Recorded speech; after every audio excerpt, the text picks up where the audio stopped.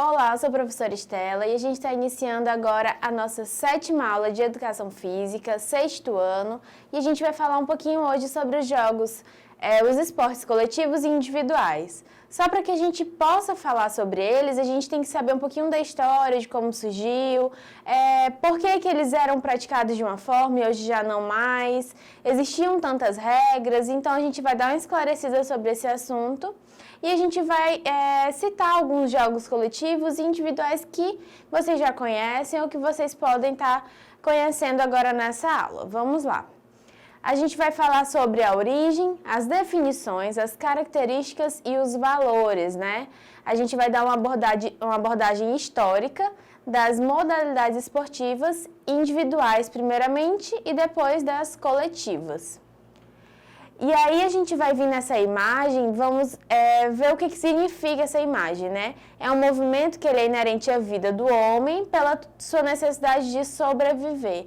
Então, quando a gente fala isso, a gente pode ver que os jogos, os esportes, a atividade física, ela já vem desde o início dos tempos, quando o homem ele tinha necessidade de caçar, de correr, de competir para sobreviver, né? Não é como hoje que a gente utiliza os esportes como lazer, como hobby, apenas. Eles também faziam isso, mas eles tinham necessidade maior pela sobrevivência, né?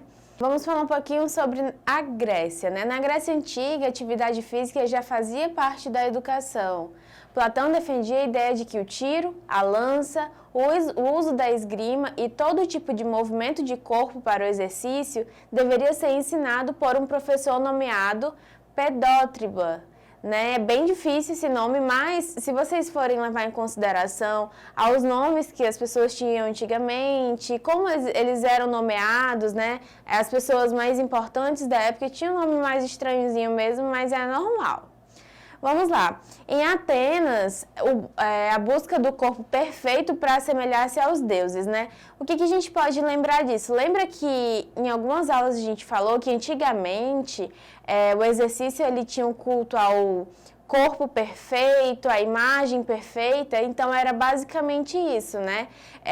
As pessoas praticavam atividade física e as que praticavam eram pessoas que já tinham um corpo bem bonito, eles treinavam para que se ficassem, quanto mais semelhantes aos deuses, melhor, né?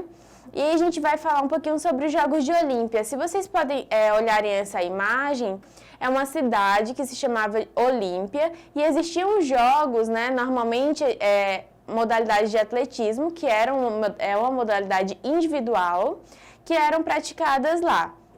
Só que também dentro do atletismo existem as coletivas, né? A gente vai falar um pouquinho sobre isso mais à frente. E a gente também tem as honras aos deuses, né? E muito dinheiro ganho. O que isso quer dizer? Naquela época, quando as pessoas praticavam atividade física, exercícios, competições, era o quê? Para honrar os deuses, na época que eles acreditavam, né? E ali existia um comércio enorme, né? Tinha muito dinheiro, ou seja, as pessoas que tinham muito dinheiro, que participavam dessas competições, dessas histórias, né? Por exemplo, o Coliseu era um local, um estádio, que eram praticadas atividades, exercícios, né? Esportes onde as pessoas competiam umas com as outras e tinham até mesmo os esportes individuais. E aqui tem essas duas imagens mais antigas, né? Dizendo só que toda atividade física era considerada ginástica, né? E aí quem é Teodósio I, né? Teodósio I, ele disse o quê? Que todos os jogos eram pagãos. Então, para eles não eram coisas muito boas, né? Então, para ele, os jogos eles significavam coisas ruins. E aí ele queria meio que tirar os jogos e que essa prática não fosse desenvolvida. Já em 1896, eles já ressurgem com os Jogos Olímpicos, né? Os Jogos Olímpicos surgiu onde? Na Olímpia, como eu falei anteriormente. Aí tem as primeiras imagens dos Jogos, né? Das Olimpíadas, né? Foi bem interessante, é um marco histórico. A gente já falou sobre isso também nas outras aulas. E aí a gente vai ver um pouquinho sobre o amadorismo, né? O que é o esporte amador, né? O essencial não é vencer, mas competir com lealdade, cavalheirismo e valor. O que Pierre quis dizer com isso? A base do esporte para ele, do jogo para ele, não tinha um objetivo central o vencer, né? O ser campeão, o levar a primeiro lugar, tudo mais. Não, ele queria que as pessoas tivessem valores, né? Que o principal objetivo é que eles fossem leais, que tivessem um cavalheirismo, né? Normalmente naquela época somente os homens participavam dos esportes, né? E depois que isso foi mudando com o tempo, e aí foi levando isso para acrescentar valores aos cidadãos, à sociedade em geral.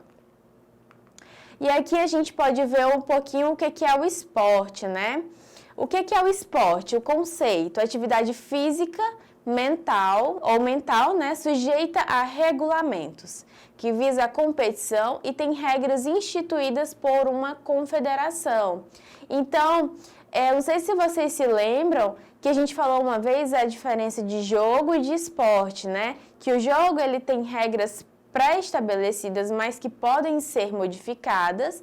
Já o esporte não. O esporte ele já tem uma base feita pela confederação, por associações, e que elas têm que ser seguidas e já tem regras, né, regulamentos e tudo mais. Então essa é a principal diferença do jogo e do esporte. Lembrando que o esporte ele pode ser praticado de forma amadora e de forma profissional, né? A amadora, o que quer dizer? A amadora são pessoas que gostam e praticam aquela atividade, mas que elas não ganham recurso financeiro, não têm os patrocínios.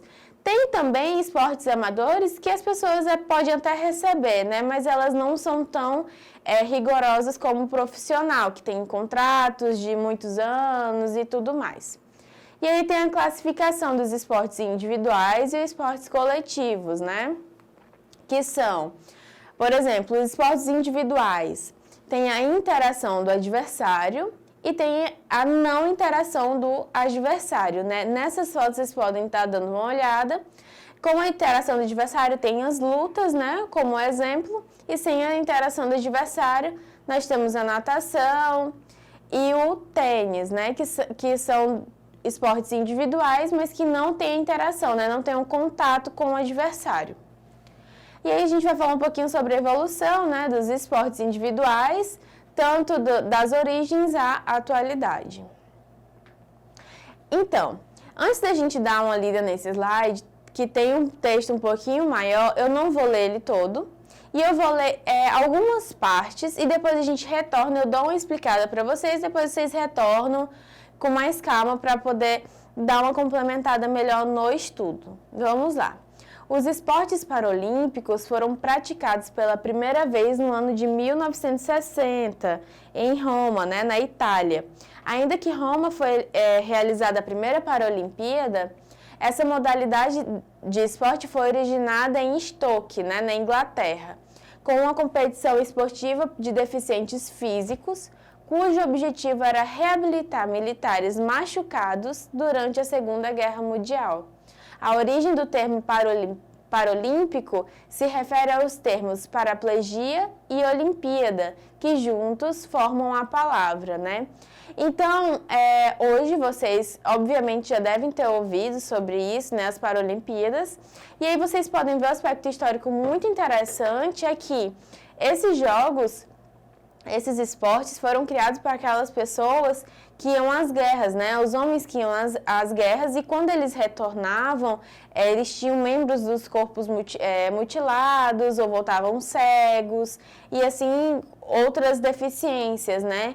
E aí eles adaptaram esportes para que eles pudessem praticar, né? E por isso surgiu as Paralimpíadas.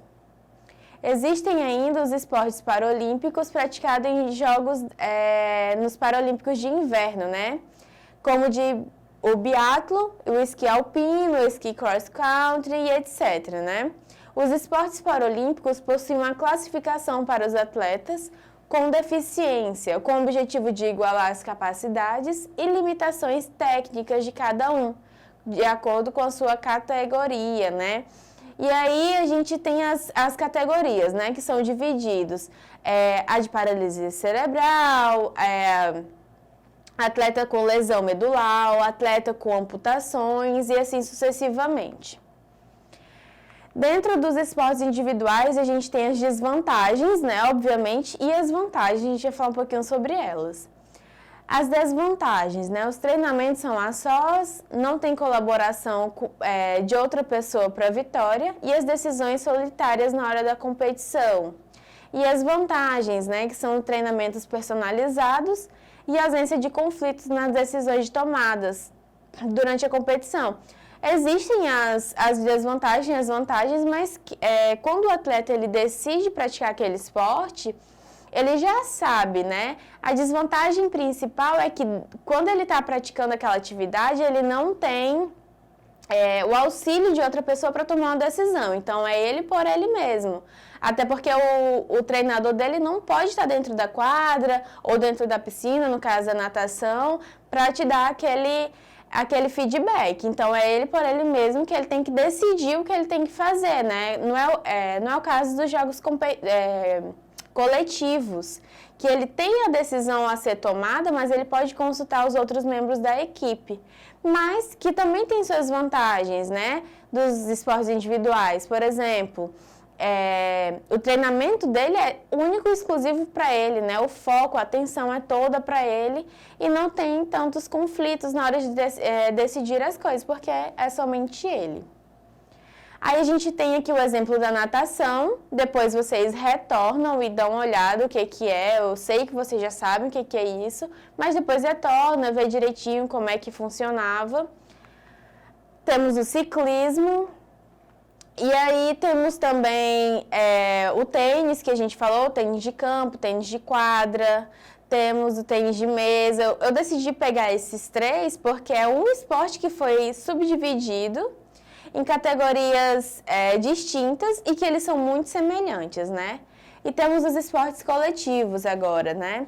Os esportes coletivos são jogos oficializados, praticados por duas ou mais pessoas em oposição à equipe adversária, né? Eles podem ser realizados em seus diferentes ambientes como campo, gelo, quadra, areia e entre outros. Além de atividade física com objetivo de recreação, o esporte passou a ser um instrumento de desenvolvimento social. O esporte também é tratado de uma maneira educativa, que pode influenciar na forma positiva o indivíduo e suas interações coletivas, né? Além da disciplina física e manutenção do corpo, melhora a mente de quem os pratica e promove a qualidade de vida das pessoas. Então, como a gente falou anteriormente, essa diferença dos esportes coletivos e individuais, elas têm objetivos bem específicos, né? Mas o que envolve, né? Os dois têm modalidades que eles podem ser praticados de maneiras recreativas e maneiras profissionais, competitivas, de alto rendimento. Aí a gente tem os benefícios, né, dos esportes coletivos que a gente já falou, ainda agora eu vou citar só alguns, que são o esporte melhora o raciocínio, a disposição física, colabora para o aumento da autoestima, tem outras atribuições fundamentais para o indivíduo, né? Entre as diversas modalidades de esportes coletivos, algumas são mais praticadas como o vôlei, o futebol, o handebol e o basquete, né? E além desses benefícios, a gente pode citar a sociabilização da pessoa, né? Quando você está praticando um esporte coletivo, é necessário que você tenha uma sociabilização, né? Que você consulte o seu colega para uma decisão, né, que tem que ser tomada, ou que você precise cooperar para que toda a equipe alcance um objetivo comum. Então, o esporte coletivo ele é muito bom também nessa questão e ela te auxilia a poder trabalhar com as pessoas não só no seu ambiente dentro da quadra, né? Mas também para conviver com outras pessoas, conviver em sociedade.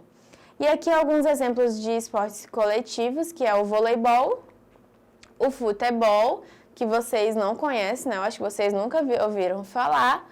E aí a gente vai exercitar um pouquinho. Vamos lá para a primeira questão. Sobre os esportes coletivos, assinale a afirmativa incorreta, né? Vamos lá. Letra A. Exigem a coordenação e a colaboração de mais de um agente? Não, vamos ler de novo. Existem a coordenação e a colaboração de mais de um agente? Ou B, podem ser classificados em esportes com e sem interação com o oponente? C, na atualidade, são os que mais despertam interesse na população em geral? D, são um fenômeno amplamente difundido desde a Grécia clássica? E letra E, o futebol, o voleibol, remo e handebol são exemplos de esportes coletivos. E aí, o que vocês acham? A alternativa incorreta é a letra B. Por que a letra B? O esporte coletivo ele não é classificado em esportes com interação e sem interação. Quem é classificado assim são os esportes individuais. Então, é bom vocês ficarem atentos a essas questões, porque caem uma prova, caem alguma avaliação, e que são pequenos detalhes, né, que vocês têm que estar prestando atenção. Questão número 2. Lembrando que tanto o futebol como o handebol são esportes coletivos, quais comportamentos podemos observar com relação à forma de um time jogar? A.